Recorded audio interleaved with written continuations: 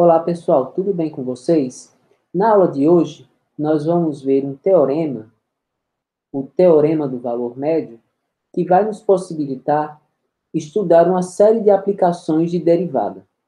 Aplicações da derivada, teorema do valor médio. Inicialmente, vamos ver uma definição, extremo local. Uma função tem máximo local em x igual a c, se existir um intervalo aberto AB que contém C, tal que f de C maior ou igual a f de x para todo x pertencente ao intervalo AB. E uma função f tem um mínimo local em x igual a C, se existir um intervalo aberto que contém C, tal que f de C é menor do que f de x para todo x pertencente a AB. Então, é uma definição bastante óbvia. Aqui no ponto C nós temos um máximo, porque para todo x pertencente ao intervalo AB, f de x é menor ou igual a f de C, porque em C nós temos o ponto mais alto no intervalo. E aqui nós temos o mínimo local, porque f de C é menor do que f de x em qualquer ponto desse intervalo. Qual é a diferença que nós temos entre essas duas situações?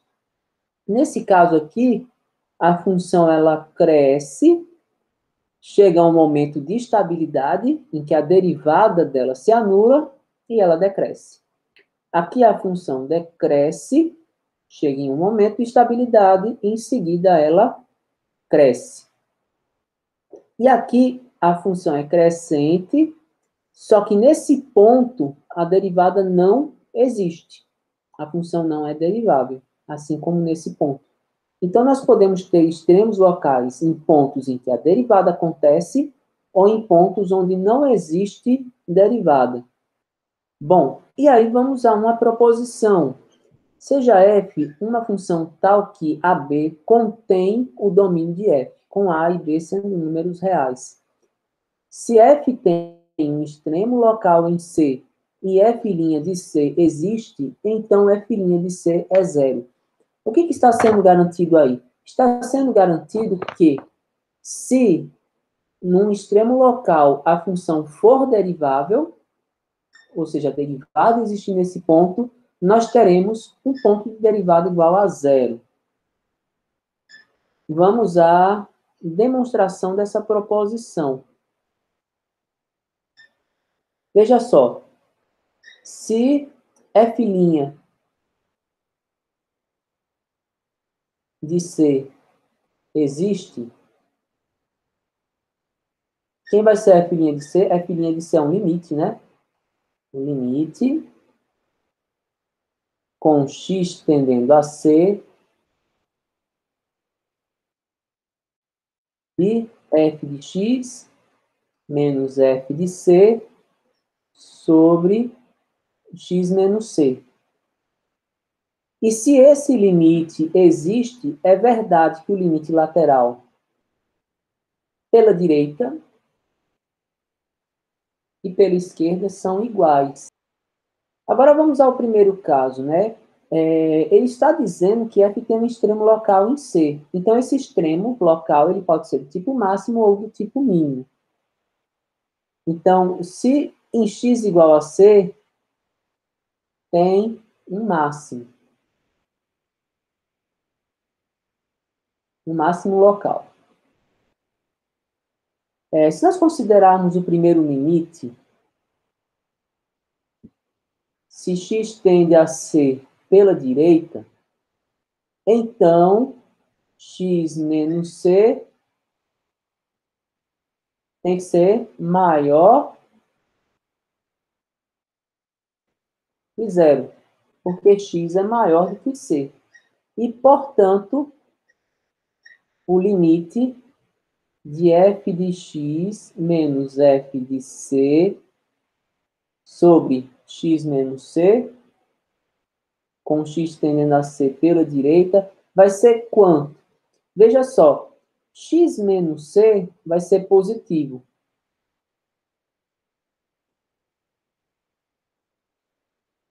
E f de x menos f de C, se nós temos um máximo local, o que vai acontecer no caso do máximo local? Está aqui. Esse aqui vai ser o ponto C. Se eu estou olhando o limite com x tendendo a C pela direita, eu estou avaliando essa região aqui, e se x tem um máximo, então f de C vai ser maior do que f de x. Se f de C vai ser maior do que f de x, então esse termo vai ser negativo. E esse limite será menor ou igual a zero. Agora, vamos avaliar o limite com x tendendo a C pela esquerda.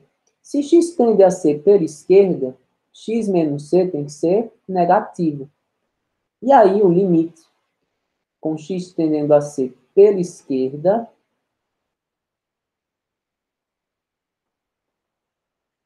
aí nós temos x menos C negativo, e f de x menos f de C também vai ser negativo, porque em C você tem um máximo, então f de C é maior do que f de x, e aí o limite em questão vai ser maior ou igual a zero.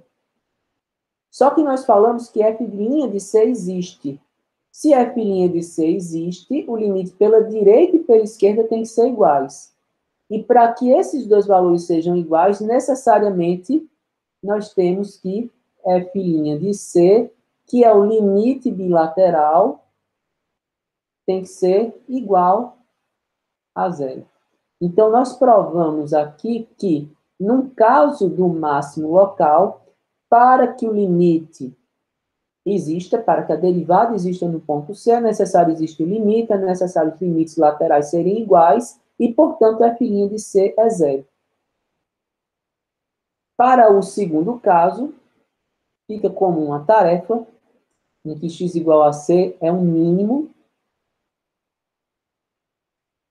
Fica como uma tarefa para vocês, o método é parecido. Então, resumindo, essa proposição nos diz que toda vez em que ocorrer um extremo local para uma função, nesse extremo local, a derivada vai ser zero, se a função for derivável nesse ponto. Bom, agora nós vamos enunciar o teorema de Rowley, que depois nós vamos ver, não é nada mais, nada menos do que um caso particular do teorema que nós queremos enunciar, que é o teorema do valor médio, teorema de Rowley. Seja f uma função definida e contínua em AB, intervalo fechado, e derivável no intervalo aberto AB. Se f de B igual a f de A, que é igual a zero, existe pelo menos um ponto no intervalo AB, tal que f' de C é igual a zero. Nós temos duas situações possíveis para uma função em que f de A é igual a f de B, f de A é igual a f de B, que é igual a zero. É o caso em que a função ela é uma função constante. Então, se você tiver que f de x é igual a zero para todo x pertencente a B, é a função identicamente nula, aí nós teremos que a derivada dessa função, a derivada de zero vai ser zero, em todo x pertencente a B. Ou seja, se a função for igual a zero, é o caso que na matemática nós chamamos de trivial, ela vai ser derivável, ela vai ter derivada zero em todo ponto, e aí vai estar satisfeita a condição do teorema, que f' de C é igual a zero. Agora, quando a função não é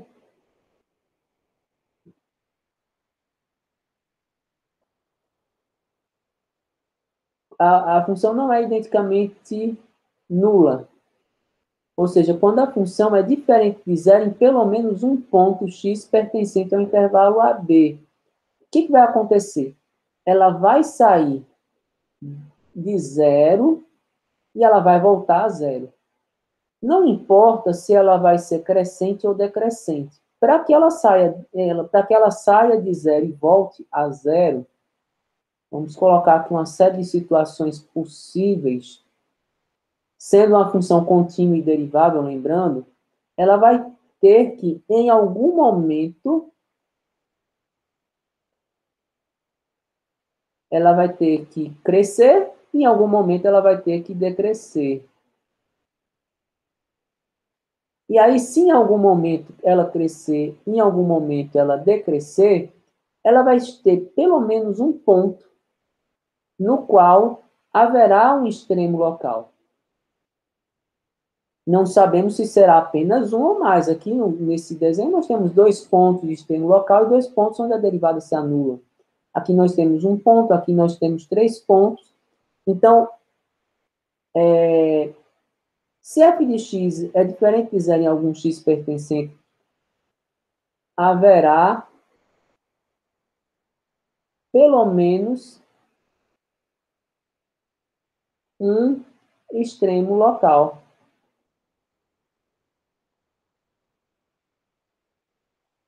Para o qual f' é igual a zero. Então, está aí uma demonstração de que em algum ponto você vai ter que ter a derivada igual a zero. Porque vai ter que ter algum extremo local nesse intervalo. Agora, nós vamos finalmente para o teorema do valor médio. Então, seja f uma função definida e contínua no intervalo fechado AB e derivável no intervalo aberto AB. Então, existe pelo menos um ponto C para o qual vai ser válida a seguinte relação. FB menos FA é igual a F' de C que multiplica B menos A. Então, veja, qual foi a condição mudada? Lá no teorema de Rowley, além dessas condições apresentadas, que a função tem que ser contínua no intervalo fechado AB e derivável no intervalo aberto, era necessário que f de A fosse igual a f de B, não necessariamente zero, mas que f de A fosse igual a f de B. E aqui, essa condição de que f de A é igual a f de B, ela foi relaxada.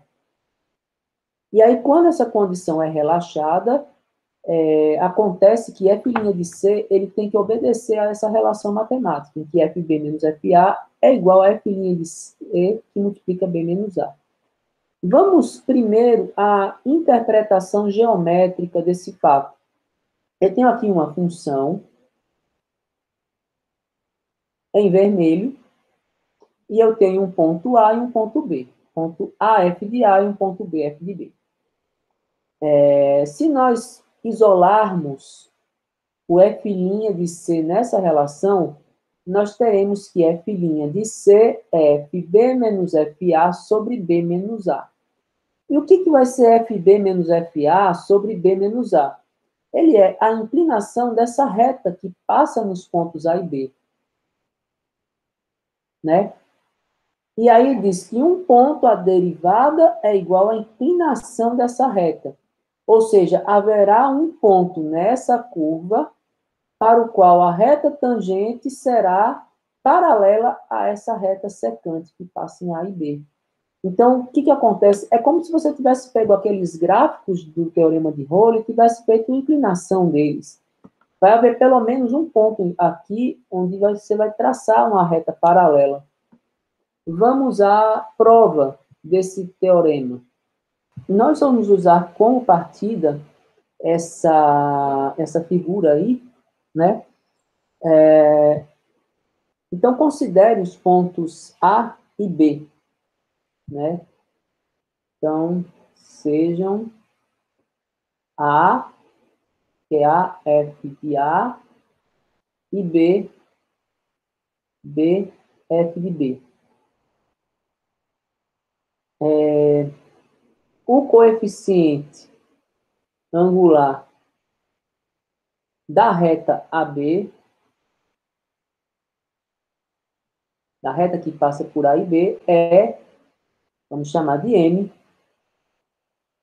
é um FB menos FA sobre B menos A.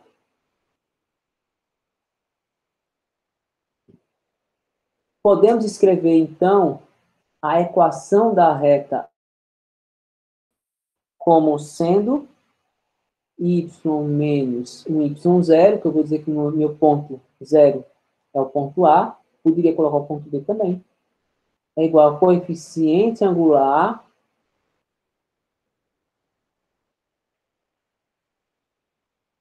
multiplica x menos o x0, que no caso eu escolhi o ponto A.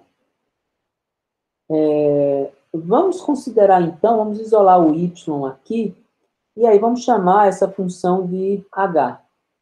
Então, seja h de x é igual a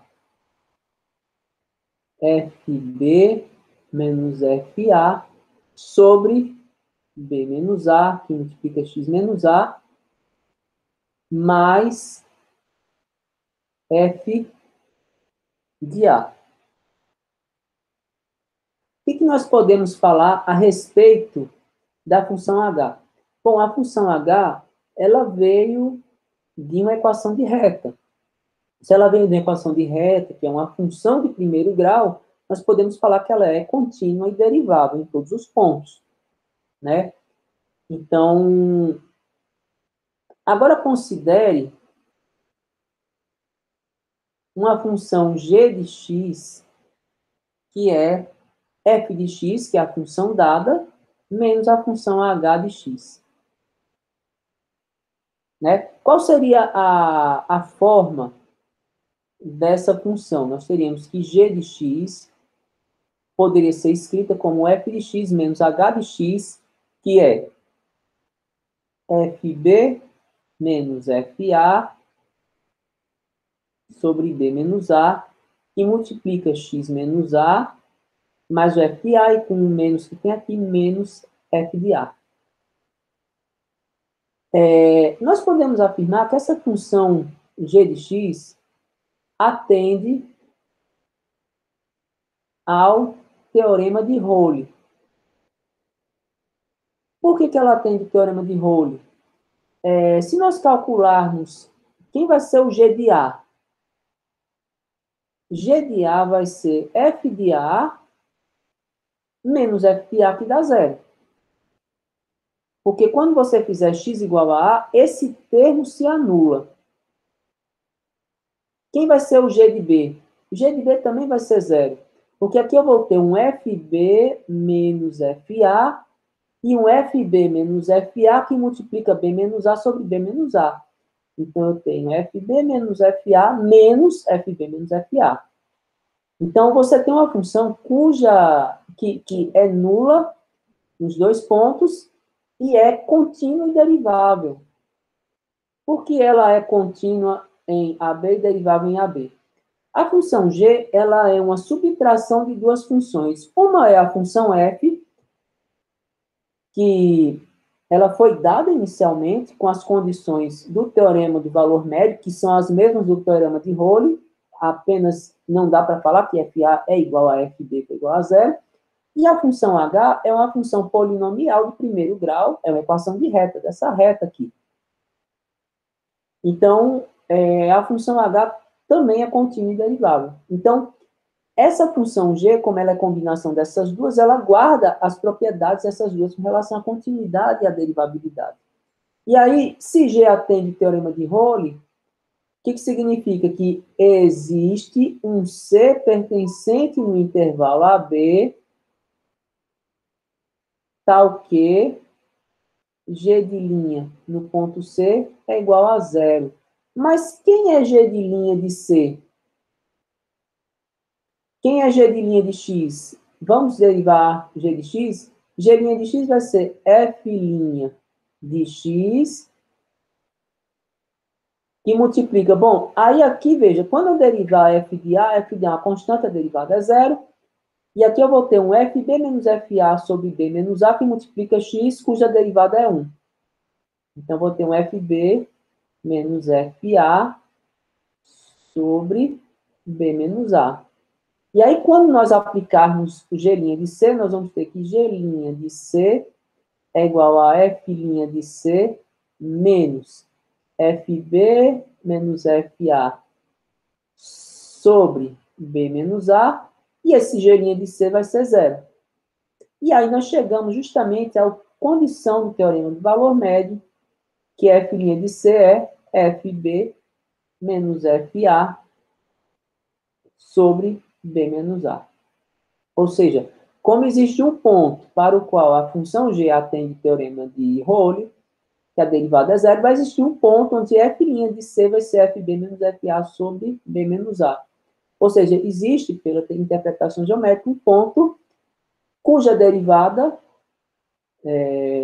vai ser igual ao coeficiente angular da reta que passa nos pontos A e B. Esse teorema ele vai ser bastante interessante para resolver algumas questões.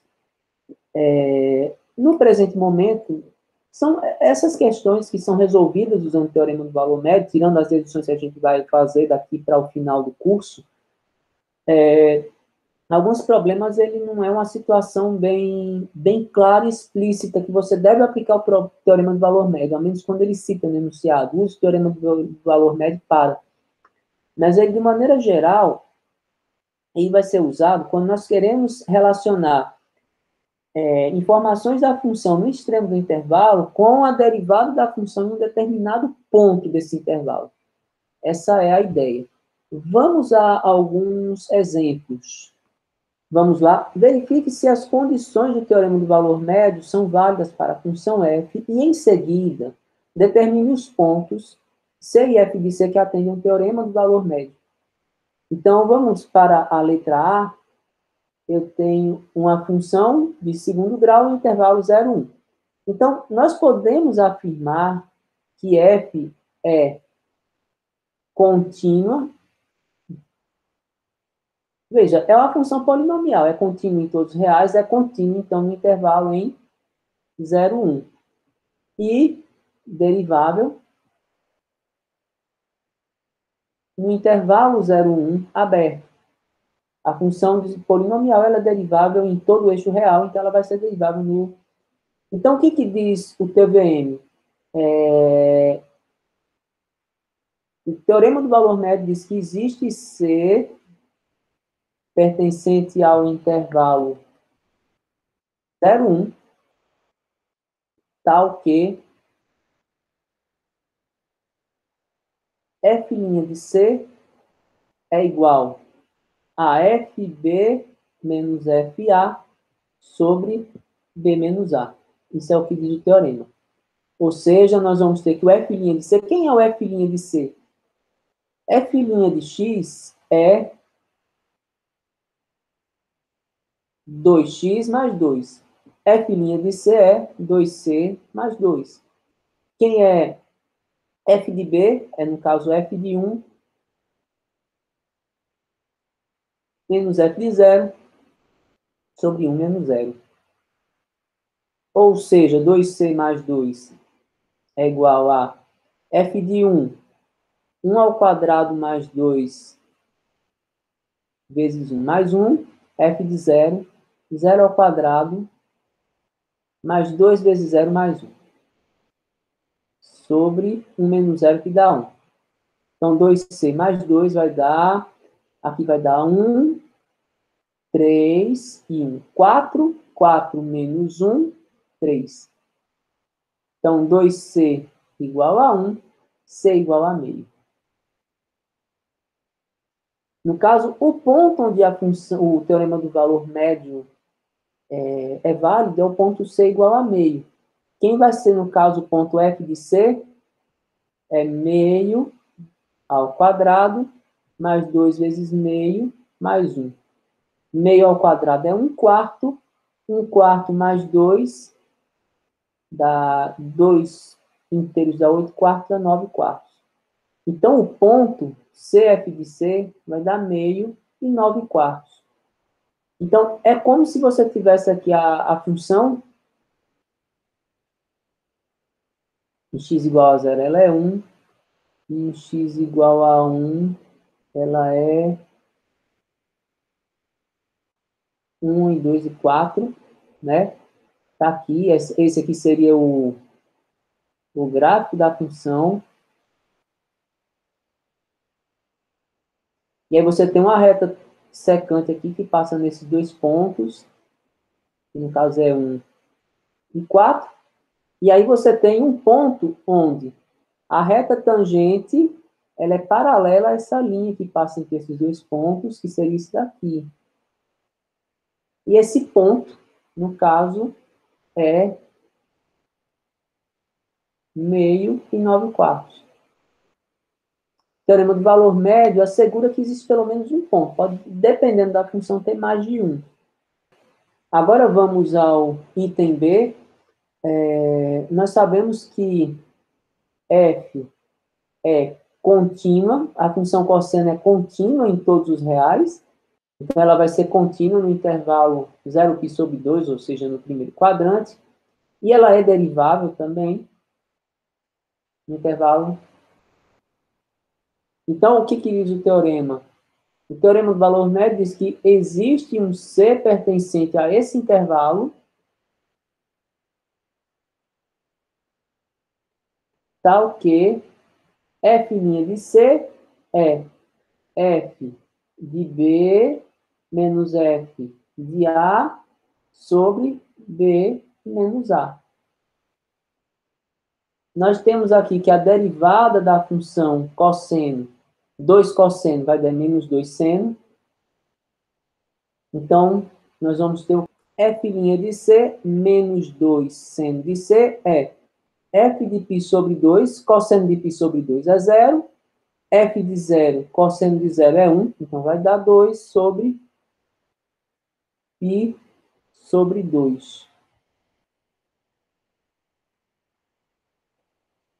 Então, reorganizando, né?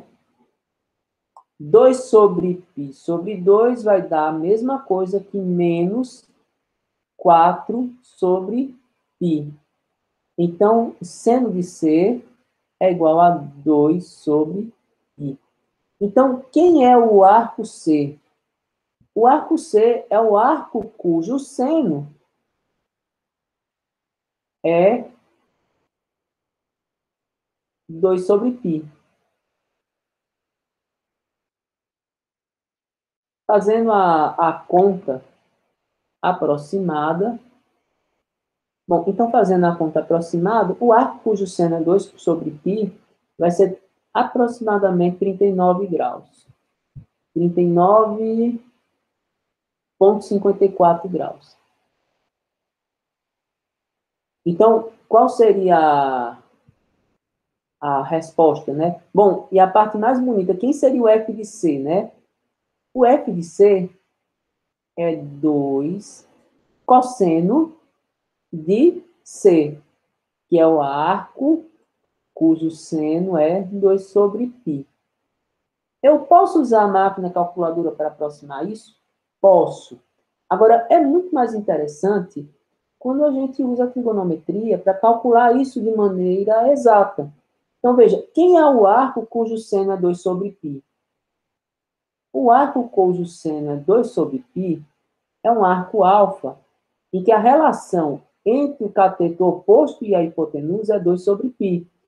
Então, eu posso dizer que é um triângulo com lado 2 e hipotenusa π. Aí eu quero o cosseno desse arco seno. Quem é o cosseno desse ângulo? Bom, se aqui é π e aqui é 2, isso aqui, pelo teorema de Pitágoras, vai ser a raiz quadrada de π ao quadrado menos 2 ao quadrado, que dá 4. E aí você vai ter o quê? 2. Quem é o cosseno? Raiz de π ao quadrado menos 4 sobre π.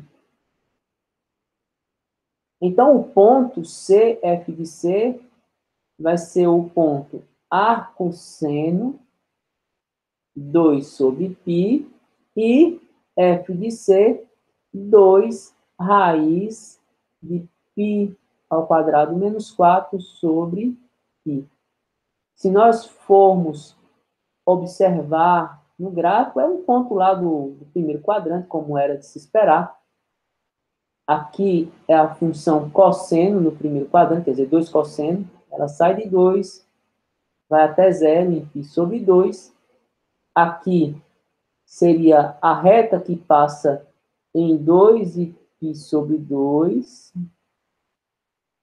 E aqui seria o ponto onde acontece essa reta tangente paralela a, a reta que passa em 2 e π sobre 2, ou seja, o C e o F de C.